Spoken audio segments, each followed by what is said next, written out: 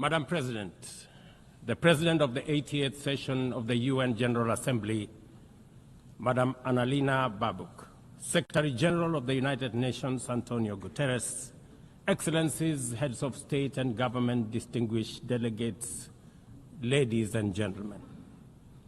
I congratulate you, Madam President, on your election to preside over the 80th session of the UN General Assembly.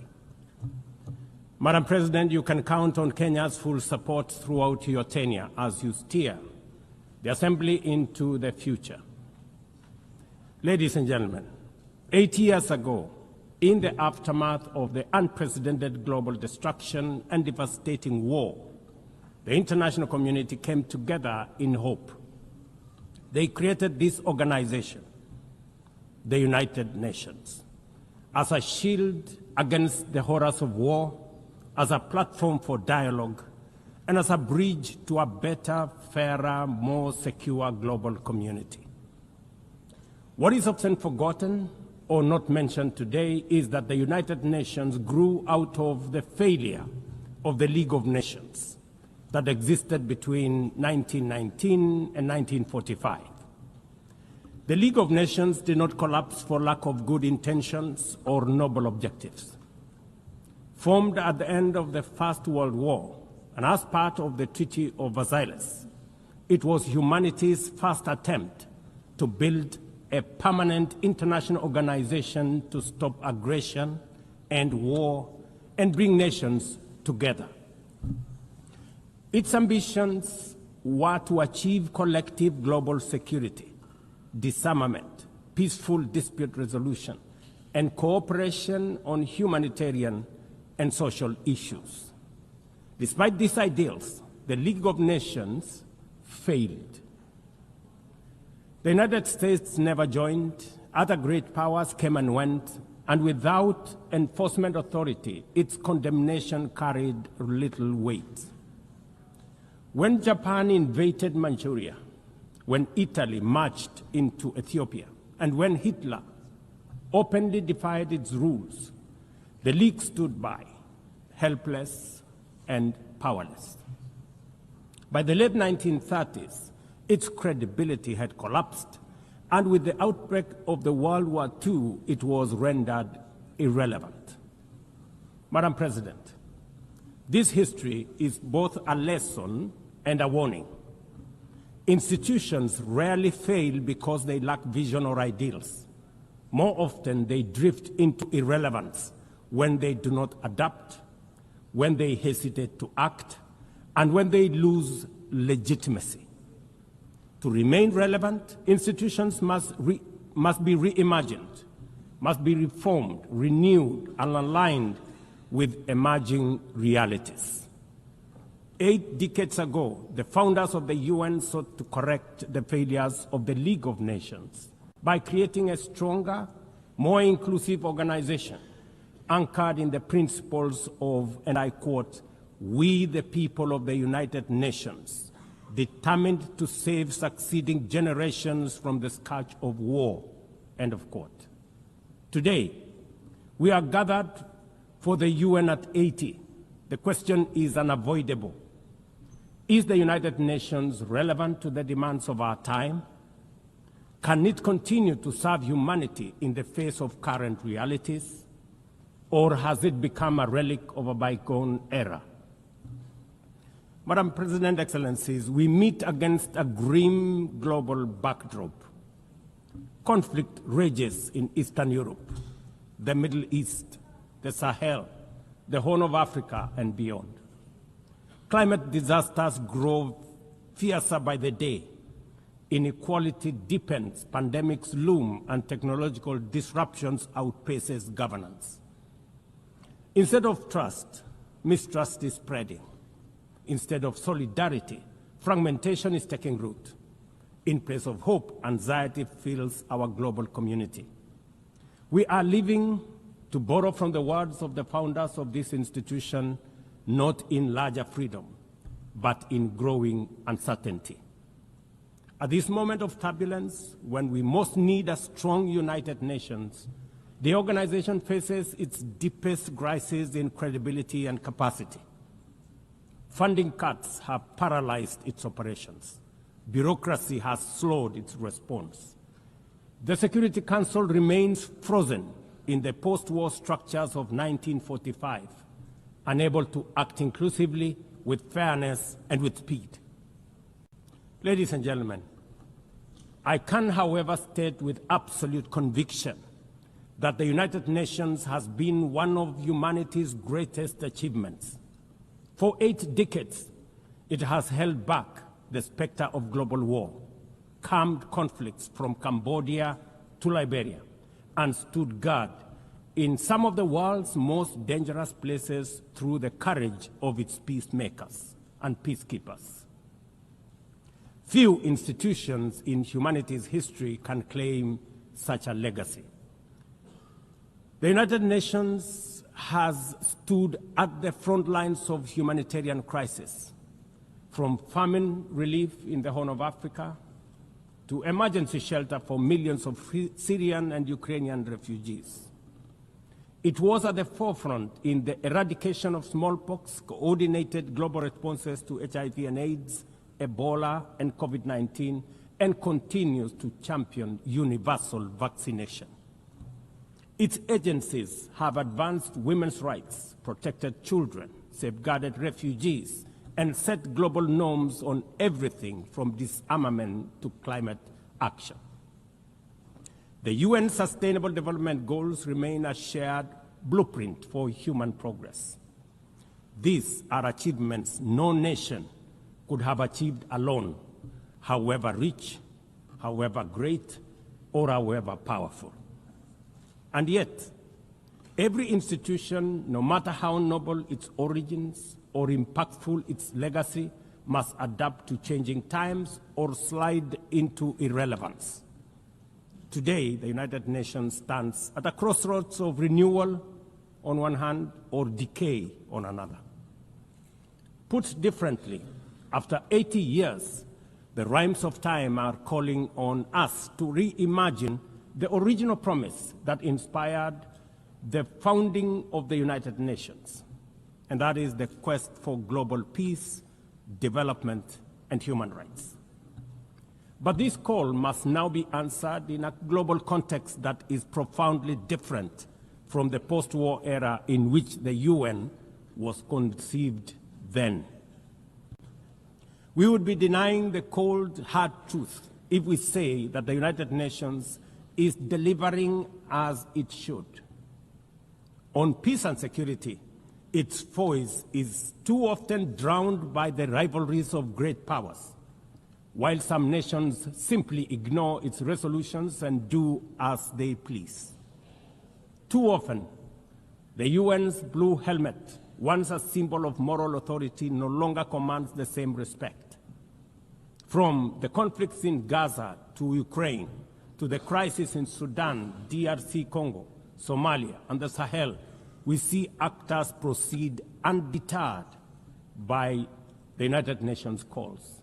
Excellencies, ladies and gentlemen, Kenya speaks from the experience of a nation deeply invested in multilateralism. For decades, we have placed our troops and police in harm's way for peacekeeping missions across Africa and beyond, from Somalia to Democratic Republic of Congo, from South Sudan to most recently in our neighborhood here in Haiti. Over the past 15 months, we are proud to have led the multinational security support mission in Haiti, not because it has been easy, but because solidarity is the essence of the United Nations. Madam President, the mandate of the MSS mission is coming to an end in a few days. As the lead nation, allow me to briefly share our experiences, the successes and the challenges, as both a cautionary tale and a living lesson about the strengths and weaknesses of the current global security governance architecture. For far too long, the people of Haiti called out to the world. Too often, their pleas were met with silence, hesitation, or half measures.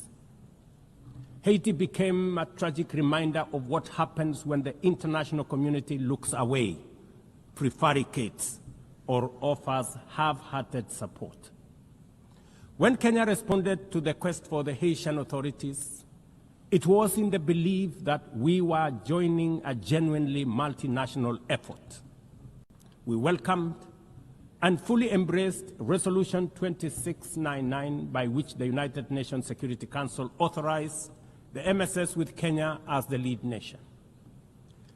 Drawing on our decades of peace support operations, we stepped forward, stepped up, and deployed our officers to confront the rampant menace of gang violence in Port-au-Prince and its environs. Madam President, ladies and gentlemen, the mission has operated in a volatile environment under enormous constraints. It has been underfunded, under-equipped, and operated below 40% of its authorized personnel strength. Our police officers have valiantly shouldered responsibilities without the full logistical support that would accompany any mission sanctioned by the United Nations. Despite these challenges, and against all odds, the MSS has delivered results many thought were impossible.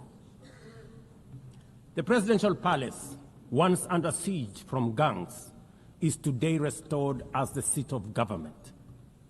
The police headquarters and the police training center, once overrun by gangs, are now secure, with the academy resuming the training of new police officers, over 700 of whom graduated a few months ago. Schools that have been shattered by violence have reopened, with children back in class, learning and progressing. Roads once manned or blocked by gangs have now free-flowing traffic. Cases of kidnapping and extortion have reduced sharply. The airport and the seaport, once surrounded by gangs, are now abuzz with normal operations. Which begs the question, if so much could be achieved with limited resources and stretched personnel within just 15 months, what more could have been accomplished if the United Nations fraternity had truly acted together in solidarity with the people of Haiti? From this podium, I wish to assure all partners and actors that with the right personnel, adequate resources, appropriate equipment, and necessary logistics, Haiti's security can be restored. Gangs can be neutralized and the safety of streets, schools, hospitals, and homes secured. The continued harassment, abductions, and criminal acts undermining the lives of Haitians are unacceptable, unjustifiable, and must be stopped by this organization, the United Nations. Madam President, as the UN Security Council deliberates on the next steps, we must not lose sight of the fact that the situation in Haiti demands sustained, coordinated, and undivided international attention. A careful and orderly transition from MSS is essential to consolidate the hard-won gains so far achieved. I urge the Security Council and all partners to remain steadfast in ensuring that Haiti moves forward on a path of peace, stability, and renewal. Ladies and gentlemen, on human rights, our principle is clear and unwavering.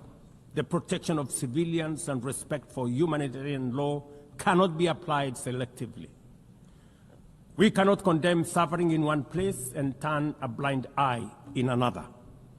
Kenya is gravely concerned by the humanitarian catastrophe in Gaza and by the immense suffering of civilians caught in the devastation of disproportionate military operations. At the same time, we call for the unconditional release of Israeli hostages. In line with the African Union and United Nations resolutions, we also call for a permanent ceasefire, for strict adherence to international humanitarian law, and for the launch of a credible political process.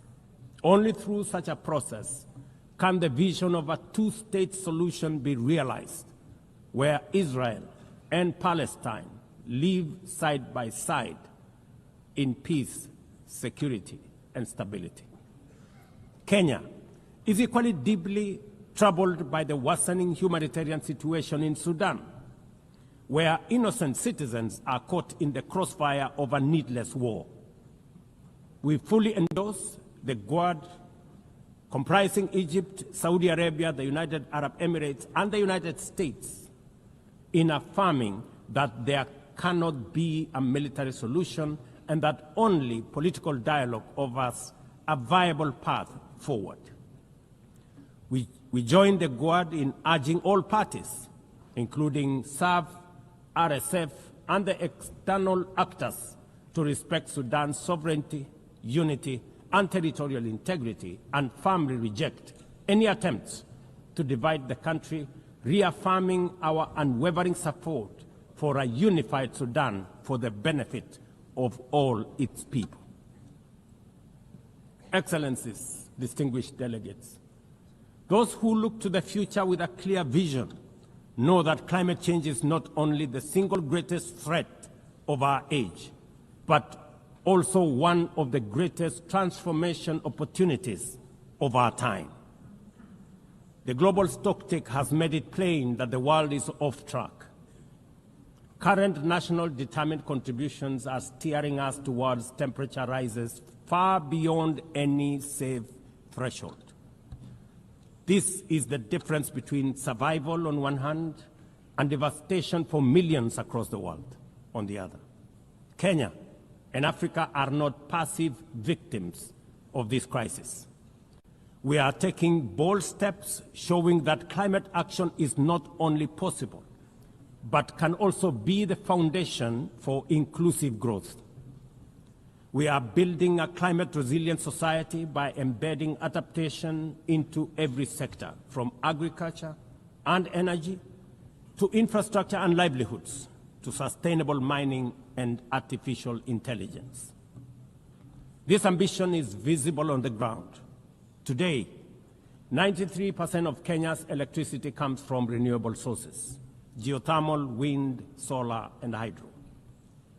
We are expanding investments in e-mobility, climate-smart agriculture, clean cooking solutions, and green manufacturing.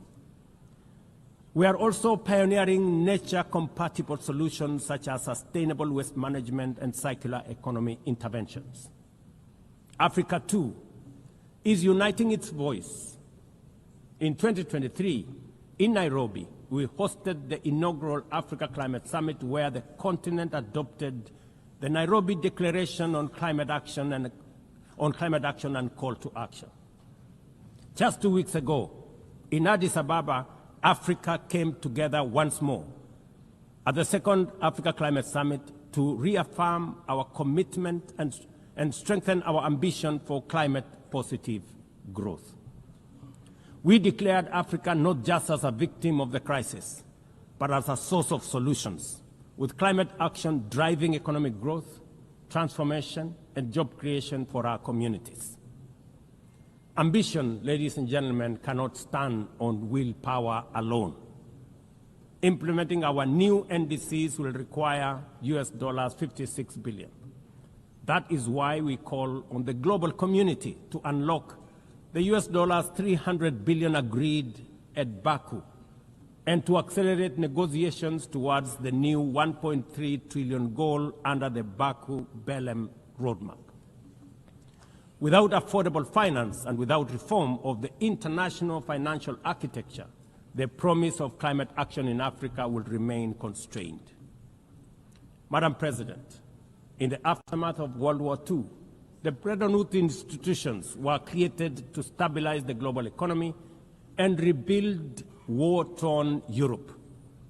At that time, their design reflected the power and interest of the victorious nations, who were also their primary shareholders and beneficiaries. The IMF was tasked with upholding the gold standard exchange rate system, while the World Bank was established to finance Europe's reconstruction. Both have since evolved into development finance institutions, but their structures, decision-making, and governance remains dominated by wealthy nations. Today, the global context is vastly different. The global standard collapsed 5 decades ago, and Europe has long since been rebuilt. Yet, the governance of these institutions has not kept pace with needs of a multipolar world, especially the needs of poor and developing nations. The mismatch between shareholders and stakeholders has become starkly visible. For instance, during the IMF's recent allocation of special drawing rights, 64% went to wealthy nations. Just imagine, 64%. With little need for liquidity support. They didn't need the money anyway, but they got 64%. While the poorer countries received just 2.4%. What a disconnect. The imbalance highlights how the very institutions meant to safeguard global finance stability often perpetuate inequality and instability. I have argued, and I say it again, that the current global financial architecture punishes poor countries with high interest rates and enormous conditionalities, while rewarding rich nations with lower interest rates and softer lending rates. Its rules, priorities, and allocation mechanisms consistently favor those already prosperous, while trapping vulnerable economies in cycles of debt, high borrowing costs, and inadequate access to emergency support and concessional funding. It is imperative to transform these institutions into genuinely independent, apolitical global bodies that their operations are aligned with their global mandate. Such a shift would democratize decision-making, restore credibility, and allow the IMF and the World Bank to serve all countries fairly rather than reinforcing old hierarchies. But Africa is not merely waiting for external prescriptions. We are taking bold and deliberate steps to strengthen our financial independence, safeguard our stability, and accelerate our development. Kenya, for instance, fully endorses the establishment of the Alliance of African Multilateral Financial Institutions, launched with the Africa Union in February 2024. This alliance brings together our homegrown banks, Afrexim Bank, the Africa Finance Corporation, the Trade and Development Bank, Shelter Afrique, Africa Re, Africa Development Bank, Africa Trade and Investment Development Insurance, and ZEPRI, institutions that embody Africa's determination to mobilize resources, finance trade, and build resilience on our own terms. At the same time, the Africa Union is championing 3 transformative institutions: the Africa Central Bank, which will issue a single currency and free our trade from dependence on foreign money; the Africa Monetary Fund, positioned to stabilize our economies and give us true financial sovereignty; and the Africa Investment Bank, designed to mobilize resources for infrastructure, industrialization, and integration that Africa needs to rise. And to complete this vision, the Africa Credit Rating Agency, one that understands our realities, values our uniqueness, and tells our story with fairness and truth, has already been established. Excellencies, as we mark the 80th anniversary of the United Nations, Africa also marks 20 years since the Ezulwini Consensus and the Sirte Declaration, the 2 historic milestones that establishes the common African position on UN Security Council reforms. For 2 decades, Africa has spoken in one voice, demanding justice, equity, and representation in the highest organ of global governance. This demand, however, continues to be ignored deferred, or endlessly debated to the detriment of both Africa and the legitimacy of the United Nations itself. You cannot claim to be the United Nations while disregarding the voice of 54 nations. It is not possible. Africa is no longer willing to wait on the margins of global governance while decisions about peace, security, and development are made without our understanding, without our perspectives, and without our voice. Africa's exclusion is not only unacceptable, unfair, and grossly unjust, it also undermines the very credibility of the United Nations, this organization.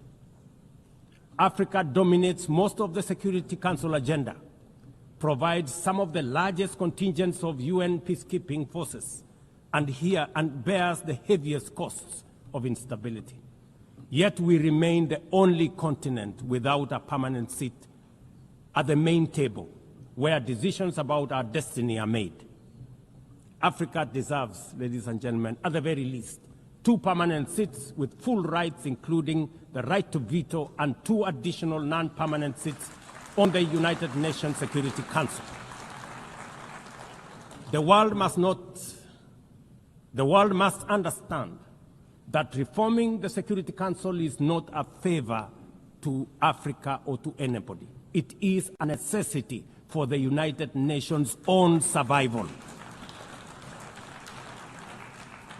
If the United Nations is to remain relevant in this century, it must reflect today's realities, not the post-war power arrangements of 1945.